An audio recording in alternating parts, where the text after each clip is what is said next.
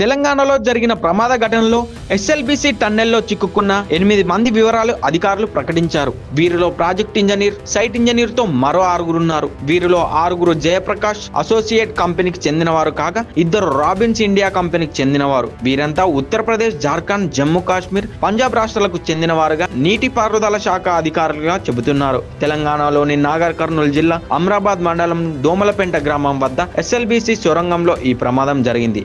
వారి వివరాలు ఇవి. మనోజ్ కుమార్ ప్రాజెక్ట్ ఇంజనీర్, ఉత్తరప్రదేశ్, తండ్రి పేరు అర్జున్ ప్రసాద్. శ్రీనివాస్ సైట్ ఇంజనీర్, చందౌలి, ఉత్తరప్రదేశ్, తండ్రి పేరు రామ్ ప్రీత్. సందీప్ సాహు కార్మికుడు, జార్ఖండ్, తండ్రి పేరు జీతు సాహు. జగ్తాజెస్ కార్మికుడు, జార్ఖండ్, తండ్రి పేరు మగేజెస్. సంతోష్ సాహు కార్మికుడు, జార్ఖండ్, తండ్రి పేరు కేశ్వర్ సాహు.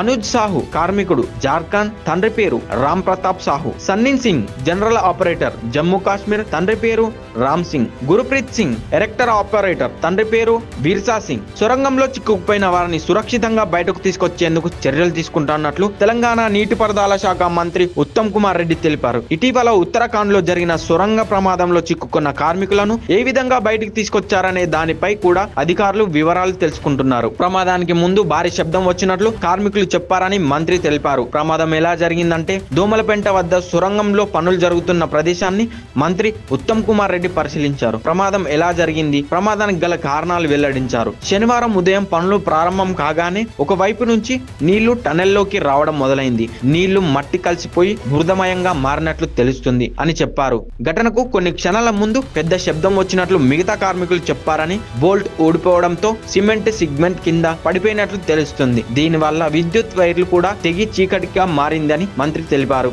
ఆచూకులేని 8 మంది కోసం గాలింపు చర్యలు జరుపుతున్నట్లు మంత్రి ప్రకటించారు. ఇటీవల ఉత్తరాఖండ్ లో ఇలాంటి ఘటన జరిగినప్పుడు అక్కడ చిక్కుకున్న కార్మికులను బయటకు ఏ విధంగా తీసుకొచ్చారో కూడా తెలుసుకుంటున్నారు అధికారులు. ఎన్డీఆర్ఎఫ్, ఆర్మీ నిపుణుల సాయంతో రంగంలోకి సింగరేణి రెస్క్యూ టీం సొరంగంలో చిక్కుకున్న వారిని రక్షించేందుకు సింగరేణి రెస్క్యూ టీం కూడా రంగంలోకి దిగింది. ఈ మేరకు టన్నెల్ వద్ద సింగరేణి రెస్క్యూ టీం చేరుకున్నట్లు అధికారులు చెప్పారు. ప్రత్యేక మార్గం ద్వారా ఆక్సిజన్ సరఫరాతో టన్నెల్లోనికి వెళ్లేందుకు సిద్ధమయ్యారని చెప్పారు. అయితే విద్యుత్ సరఫరా నిలిచిపోవడంతో సహాయక చర్యలకు ఇబ్బందికరంగా ఉందని అమ్రాబాద్ సిఐ బీబీసీఏతో చెప్పారు. ప్రమాద ఘటనపై ఆరా తీసిన ప్రధాని ఎస్ఎల్బీసీ టన్నెల్లో జరిగిన ప్రమాద ఘటనపై ముఖ్యమంత్రి రేవంత్ రెడ్డికి ప్రధాని మోడీ ఫోన్ చేసి ఆరా తీశారు. ప్రమాద ఘటనకు సంబంధించిన వివరాలను ప్రధానికి ముఖ్యమంత్రి వివరించారు అని తెలంగాణ ముఖ్యమంత్రి కార్యాలయంలో ఎక్స్ లో పోస్ట్ చేసింది. సహాయక చర్యల కోసం ఎన్డీఆర్ఎఫ్ బృందాలను పంపిస్తామని, పూర్తి సహకారం అందించేందుకు కేంద్రం సిద్ధంగా ఉందని ప్రధాని హామీ ఇచ్చినట్లు సీఎంఓ